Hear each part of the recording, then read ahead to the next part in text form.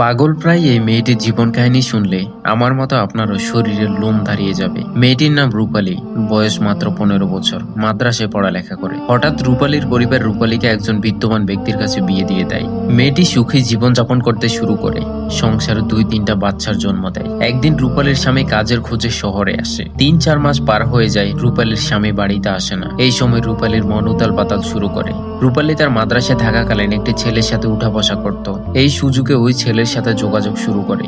একটা সময় পর রূপালীর স্বামী বাড়িতে আসলে রূপালী খুশি না হয়ে মন খারাপ করে ফেলে। মেয়েটির স্বামী কিছুই বুঝতে পারছে না। এভাবে কয়েকদিন অতিবাহিত হয়ে যায়। রূপালী আগে তার স্বামীর কথা পুরোপুরি পালন করলেও এখন তার স্বামীর কোনো কথাই গ্রাহ্য করে না। মেয়েটির স্বামী একদিকে বললে মেয়েটি অন্যদিকে যায়। মেয়েটির স্বামী কিছুই বুঝে উঠতে পারছে না। মনে মনে ভাবে, শহরে না গেলেই পারতাম, কাজও পাইনি, আবার সংসারেও ঝামেলা লেগে যায়। ধেত। রূপালীর স্বামী এভাবে নিজে নিজে আফসোস করতে থাকে। ধীরে ধীরে সংসারে ঝামেলা বড় হতে থাকে। এক পর্যায়ে রূপালী বলে উঠে সে আর এই স্বামীর সংসার করবে না। এই কথা শুনে রূপালীর স্বামীর মাথায় আগুন ধরে উঠে। জিদ থামাতে না পেরে রূপালীকে কয়েকটি থাপ্পড় দিয়ে দেয়। ওদিকে রূপালী এমন একটা সুযোগই খুঁজছিল। মেয়েটি তার স্বামী, সংসার, সন্তান রেখে সাথে সাথে বাপের বাড়ি চলে যায় আর প্রতিজ্ঞা করে ফেলে এই স্বামীর সংসারে কখনোই যাবে না। শেষমেশ রূপালীর তালাক হয়ে যায়। তালাক হওয়ার সময় রূপালীকে কাজী সাহেব প্রশ্ন করে, সন্তানগুলো তো একা কারোর নয়, সেক্ষেত্রে আপনি কোন সন্তান নিতে চান বা মা হিসাবে কি দায়িত্ব পালন করতে চান?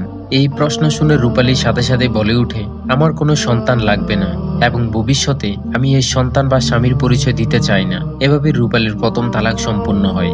আরো কিছুদিন পরে জানা যায় রূপালী নামের মেয়েটি ওই মাদ্রাসার ছেলের সাথে পালিয়ে বিয়ে করে। মাদ্রাসার ছেলেটিকে দেখতে ঠিক নায়কের মতো লাগতো। যাই হোক, এভাবে কিছুদিন সংসার কন্টিনিউ করার পর এই সংসারেও প্রবলেম বা সমস্যা শুরু হয়। এবার রূপালী নয়, বরং তার আশিক প্রেমিক ঝামেলা করতে থাকে। ছেলেটি রূপালীকে বলে সে নাকি রূপালীকে গ্রহণ করতে পারবে না, কারণ রূপালীর আগে একটি বিয়ে হয়েছে, আবার সন্তানও আছে। এগুলো ভেবে নাকি রূপালীর নতুন স্বামীর ঘৃণা হয়। পরিশেষে রূপালীর নতুন স্বামীও তাকে তালাক দিয়ে দেয়। দ্বিতীয়বার তালাক হলে রূপালীর মন ভেঙে যায় এবং সিদ্ধান্ত নেয় আর কখনোই বিয়ে করবে না। এখন ছেলে মানুষ রূপালীর কাছে বিশ্বের মতো। এক কথায় মেয়েটি আর কোনো ছেলেকে পছন্দ করে না। এভাবে 1-2 বছর কেটে যায়। রূপালী আবার মাদ্রাসায় ভর্তি হয়ে পড়ালেখা শুরু করে, পাশাপাশি পড়াইও। এই সুবাদে আরো একটি হুজুর ছেলের সাথে রূপালীর দেখা হয়।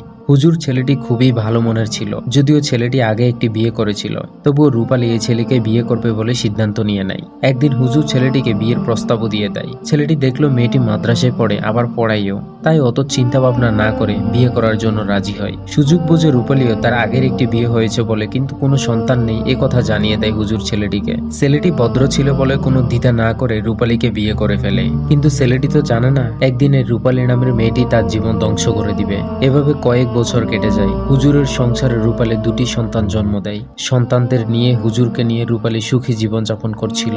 হঠাৎ করে রূপালী সেই অতীতে ঘটে যাওয়া প্রথম স্বামীর সাথে করা আচরণ এখন আবার এই হুজুর স্বামীর সাথে করা শুরু করে। কিন্তু এই স্বামী তো ভদ্র, মার্জিত, ধৈর্যশীল, তাই মারধর না করে হুজুর তার স্ত্রী রূপালীকে বোঝানোর চেষ্টা করে। কিন্তু রূপালী কোনোভাবেই বুঝ নিচ্ছে না। রূপালীর একটাই কথা, যাই হয়ে যাক না কেন এই স্বামীর সংসারে আর থাকা যাবে না। এভাবে রূপালী তার তৃতীয় হুজুর স্বামীকেও ছেড়ে আবার বাপের বাড়ি চলে যায়। সেখানে থেকে হুজুর স্বামীর বিরুদ্ধে অপপ্রচার চালাতে থাকে। কারণ রূপালীর একটাই কথা, যেভাবে হোক এই হুজুর স্বামীকেও ছাড়তে হবে। হুজুর স্বামী পরিস্থিতির শিকার হয়ে রূপালীকে তালাক দিতে বাধ্য হয়। যেহেতু রূপালী কোনো পরিস্থিতিতে হুজুর স্বামীর সংসার করেনি, তাই আমার মনে হচ্ছে রূপালী আগের মতো অন্য কোনো পুরুষের স্বাদ পেয়েছে। কিছুদিন পর দেখা যাবে রূপালী কোনো এক পুরুষের সাথে পালিয়ে বিয়ে করেছে। একটা সময় পর ওই পুরুষও রূপালীকে তালাক দিয়ে দিবে।